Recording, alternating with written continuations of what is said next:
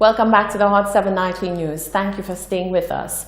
During the recent tabling of the appropriation bill by Prime Minister Alan Chasney, he highlighted the new policy change on excise tax on fuel as one needed to strike balance between the government's objectives of achieving price stability and acquiring revenue to fund road maintenance projects.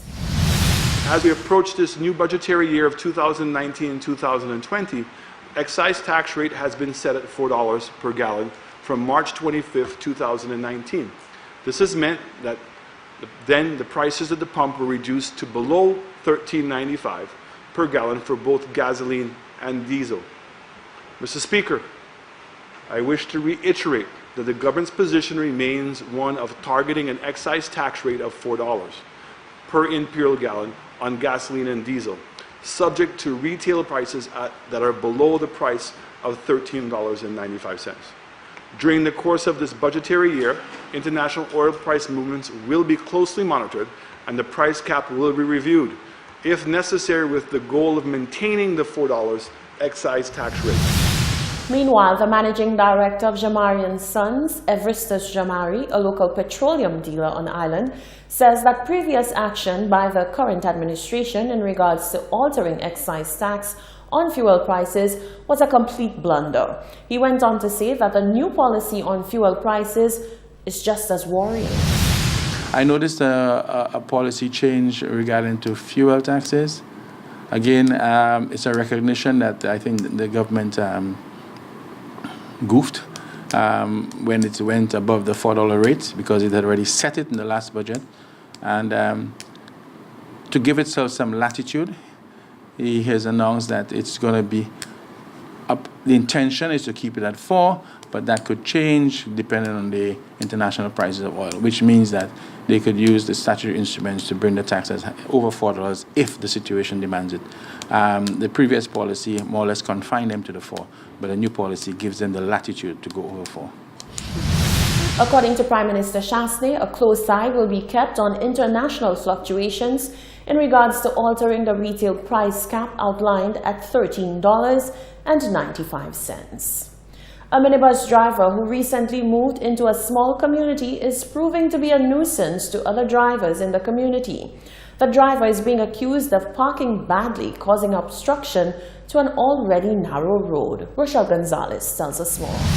A concerned resident of a small community in Vidbute is at her wit's end with a minibus driver whose alleged inconsideration has become burdensome to other neighboring drivers. The resident said the driver had already been approached in a friendly manner. However, he reportedly made his intentions clear that he was not in the area to be a friendly neighbor. She said although he is very new to the area, he has become well known for all the wrong reasons. This is the Vidbute Road.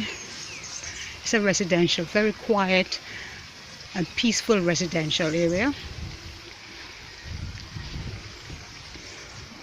This road is not too wide,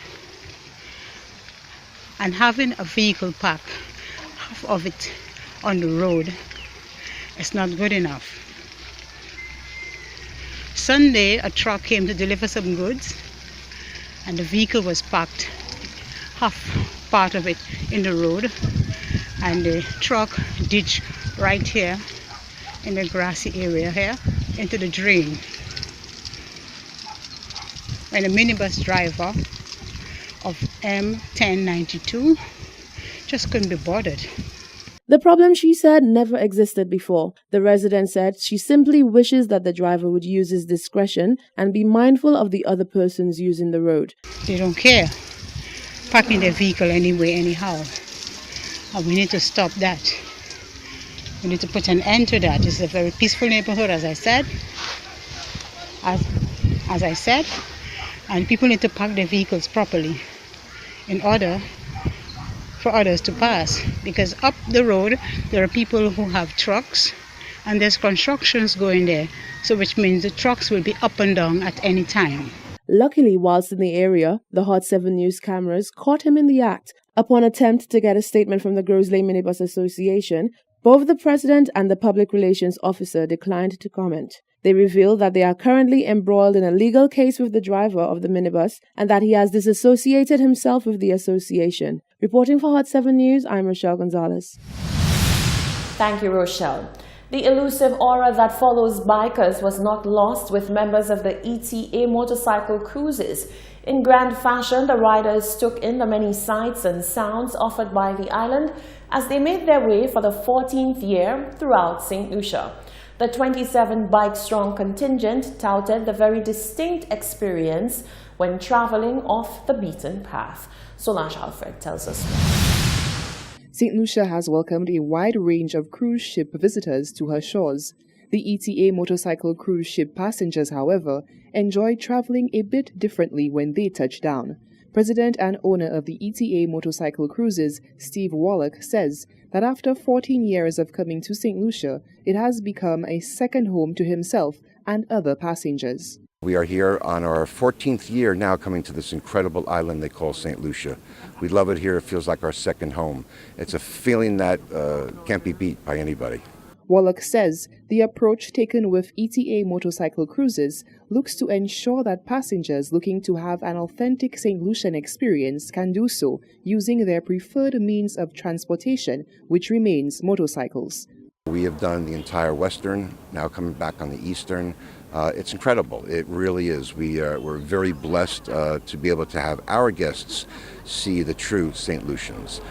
They see places that tourists don't really go to. According to Wallach, in his many years of visiting the island, which he highlights as per average 5 times a year, there remains one spot that has stolen the heart of all the passengers. Even though it's 14 years, that means we average here about 5-6 times a year that we're here off the cruise ships. And we come in on celebrity cruises. And it's literally every spot, every village from the western side to the Grand Tetons, all the way to the other side. We always have lunch at Island Breeze, which is incredible, on the east side, and then we return on the east side, and this is usually our final stop right here at Dennery Lookout. Can't be beat. Cannot be beat. He did note that on this recent trip, there were some first-time riders, but the program touts a 92% return riders average, and according to Wallach, St. Lucia is the place to be for motorcycle enthusiasts. Reporting for Hot 7 News, I am Solange Alfred. The Umoja Club from Dominica is in St. Lucia to return a favor. The visiting group from the convent school says some of their students found refuge in St. Lucia after Hurricane Maria, and they want to use their talents to help raise funds for the St. Joseph's Convent here on island. Rochelle Gonzalez reports. The devastation caused by Hurricane Maria in 2017 will be remembered for generations to come. The Category 5 hurricane made landfall in Dominica at 9:15 p.m. on Monday, the 18th of September. The monster storm came with winds of over 160 miles per hour and decimated the island, causing large numbers of the population to evacuate and seek shelter in neighboring islands, including right here in St. Lucia. One group that made their way here came from the Convent High School in Dominica. Skipped to nearly 2 years later, whilst Dominica continues to rebuild and recover, the members of that group hatched up a plan to say thank you. St. Lucia was one of the countries who welcomed us, and some of our students found a home in the St. Joseph's Convent, and they were very welcoming and hospitable towards our students and their families. And so I just remember having conversations with them of how, while they were away, they still felt that someone was there for them, and that was the school. So I felt that it was very important to, pay back. And here we are, Umoja CHS. Some of our students were some of those students who were here. So we're coming back to do a theatrical presentation performance on behalf of the St. Joseph's Convent, for them to raise funds that will go towards whatever projects that they deem appropriate or timely. So that's why we're here. The group of 70 make up the Umoja CHS Club and are on island with the theme 70 to St. Lucia. Club director Leandra Landa said the Umoja CHS Club, which is Swahili for unity, will be on island for 9 days and promised a thrilling performance. We will be presenting a show, a story, and tying that show together are presentations from the choir, the speech chorale, and the sign language club. The name is a bus ride. It's the students' club's fourth play of its kind, and As I said, it will involve the choir presenting some songs within the play. So we have, let's say, one act, and the act is tied up by the choir singing a song, or a choral speech, which is basically a dramatic presentation of a poem or what have you. And the Sign Language Club signs American Sign Language to songs.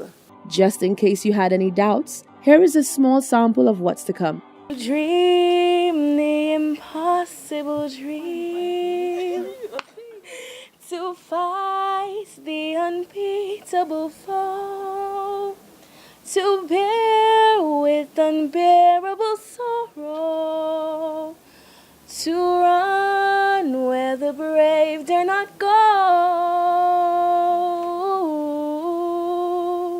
The event will be held on Monday, the 22nd of April at 5 p.m. at the St. Joseph's Convent. The entry fee is $25 and attendees can pay at the door. Reporting for Hot 7 News, I'm Rochelle Gonzalez.